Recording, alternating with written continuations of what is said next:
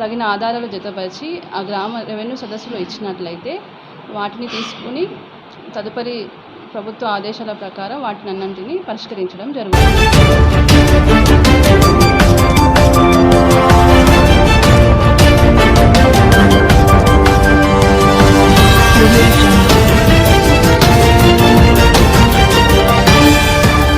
తెలంగాణ రాష్ట్ర ప్రభుత్వం మే 3వ తేదీ నుండి మే 20 వరకు ప్రజల భూ సమస్యలకై భూభారతి చట్టం తీసుకొచ్చింది. రాష్ట్ర వ్యాప్తంగా రెవెన్యూ సదస్సులు నిర్వహించి భూ సమస్యలపై ఫిర్యాదులు స్వీకరిస్తున్న నేపథ్యంలో మంచిర్యాల జిల్లా వేమన్పల్లి మండల కేంద్రంలో మండల తహసీల్దార్ సంధ్యారాణి రెవెన్యూ సదస్సులో ప్రజల నుండి అర్జీలు స్వీకరించారు. ఈ సందర్భంగా తహసీల్దార్ సంధ్యారాణి మాట్లాడుతూ మండలంలో 26 గ్రామాలు ఉండగా రెవెన్యూ సదస్సులకై 3 బృందాలను ఏర్పాటు చేసి దరఖాస్తులు స్వీకరిస్తున్నామని, తమ గ్రామాలలో రెవెన్యూ సదస్సులలో తగిన ఆధారాలతో దరఖాస్తులు ఇచ్చిన ఎడల ప్రభుత్వం నిబంధనలకు లోబడి సత్వరమే పరిష్కారం చేయడానికి కృషి చేస్తామని, గ్రామ కార్యదర్శుల ద్వారా రెవెన్యూ సదస్సుల ముందస్తు సమాచారం అందిస్తున్నామని, ప్రజలు రెవెన్యూ సదస్సులను సద్వినియోగం చేసుకోవాలని కోరారు.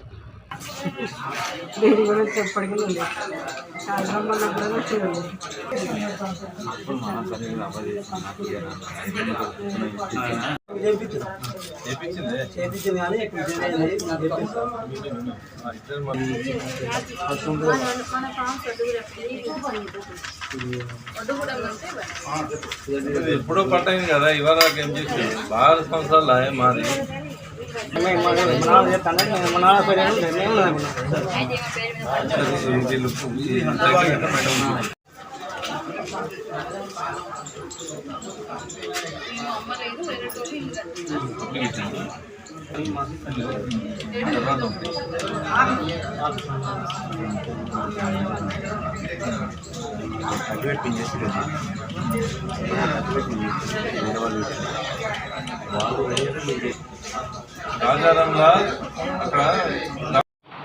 వేమనపల్లి మండల ప్రజలందరికీ నా నమస్కారాలు.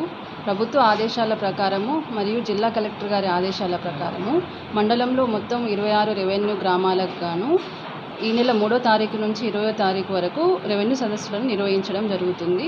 ఇందులో భాగంగా DT ఆధ్వర్యంలో ఒక టీము, తహసీల్దార్ ఆధ్వర్యంలో ఒక టీము గ్రామాల్లో వెళ్ళి దరఖాస్తులను స్వీకరించడం జరుగుతుంది.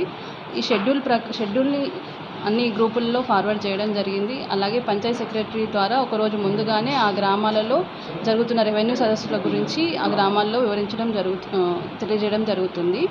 ఏ గ్రామాల్లో ఉంటే ఆ గ్రామ ప్రజలందరూ కూడా ఆ రోజు వాళ్ళ దగ్గర ఉన్నటువంటి ఆధారాలను తీసుకొని ఏదైనా పట్టాకు సంబంధించి ఏదైనా అభ్యర్థనలు ఉంటే తగిన ఆధారాలు జతపరిచి ఆ గ్రామ రెవెన్యూ సదస్సులో ఇచ్చినట్లయితే వాటిని తీసుకుని తదుపరి ప్రభుత్వ ఆదేశాల ప్రకారం వాటినన్నింటినీ పరిష్కరించడం జరుగుతుంది.